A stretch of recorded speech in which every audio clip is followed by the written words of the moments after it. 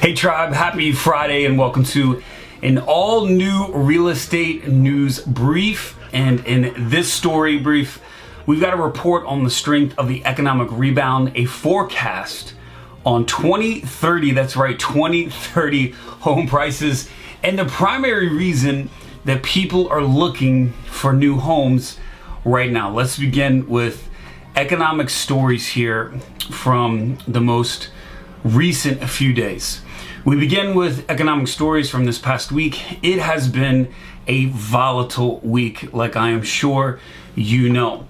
The stock market, as investors worry about the pandemic and the results of the presidential election and how storied it has truly been this far. But there are some strong economic reports to share, including one on the third quarter GDP. The economy burst back to life after lockdowns were lifted and expanded at a record 33.1%. The gross domestic product here, it also was boosted by the trillions of dollars in government stimulus that has all but dried up at this point. So we're likely to see the economic rebound moving more slowly in the fourth quarter. There is still hope for new stimulus. In fact, many experts are saying that that new stimulus plan will be passed and that a lot of that $50 billion towards rental assistance will actually be something that we will experience shortly. Also, maybe a vaccine which would help people get back to work. Now, as it stands, the economy is currently percolating. Businesses are spending money, although it might be a little less. And jobless claims right now are dropping, like I mentioned in the last video that I did. The latest report on new claims shows that they are 40,000 lower than the previous week to a new pandemic low of 751,000.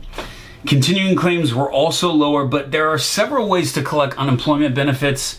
MarketWatch says the number of people getting benefits from 8 different state and federal programs fell by more than 400,000 to 22.7 million individuals. Now, I'm going to be doing another video on the unemployment because I think the numbers are off by which the government is sharing with us. I'm going to post that coming shortly, so just be on the lookout for that video. Consumers, they're also spending money, which feeds into the overall economy. The government reported a 1.4% increase in consumer spending during the month of September. It was the 5th month in a row, by the way, for an increase, but spending is still, it's about 2% below what it was before the pandemic. Meanwhile, inflation only rose 0.2%. That's right, 0.2%.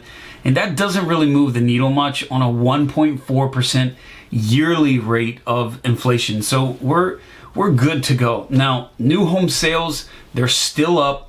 They're still running the score up at a fast clip, but they did cool off a bit in September, which is normal. It's normal for that to happen. The government says that they were down about 3.5% from August, but are still 32% higher than the same time last year. They dropped the most in the Northeast, with smaller drops in the Midwest and the South, and a jump in sales for the West.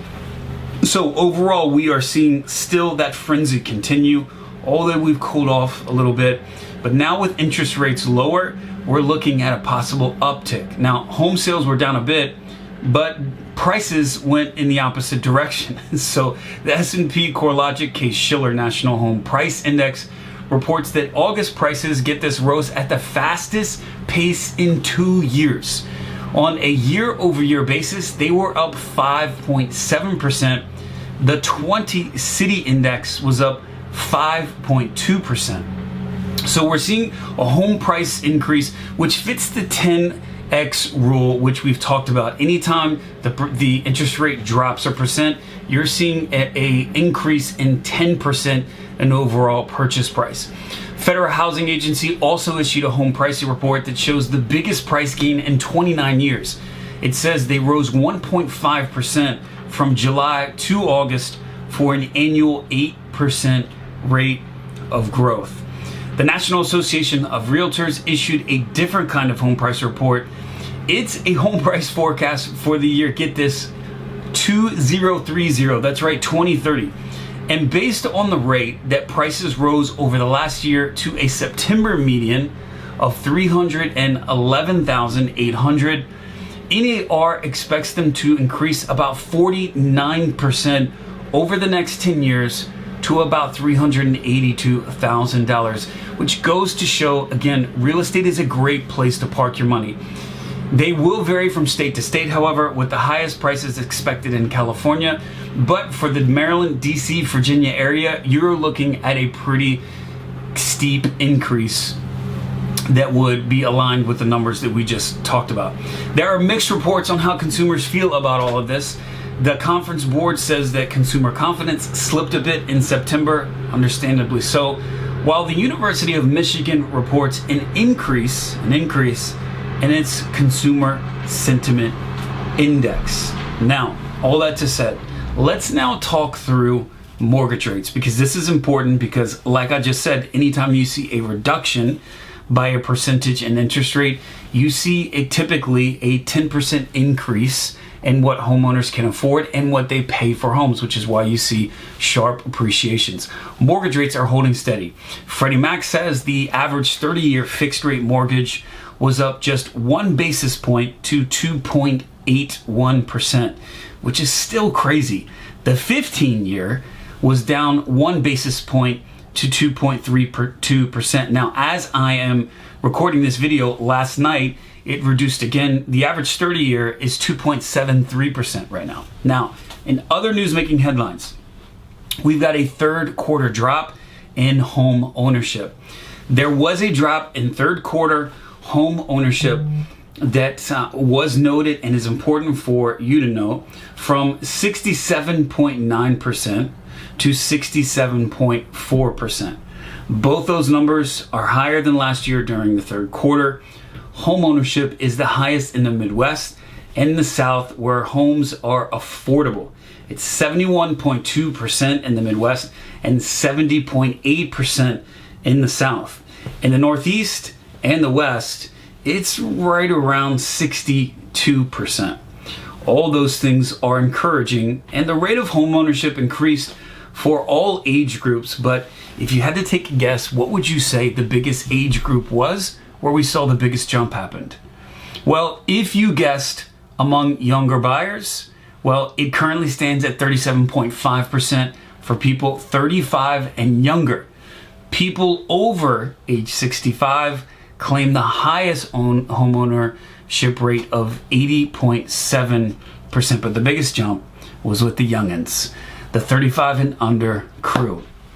The report also included the national vacancy rates in the third quarter. It was 0.9% for homeowner housing and 6.4% for rental housing. Both those figures are about 0.5% lower than they were in the second quarter. Now, next, this shouldn't be surprising to many, but here is a trend that we're seeing only to continue increasing as we move forward, and that is that the home office is becoming a massive priority. The need for a home office is encouraging more and more Americans to move.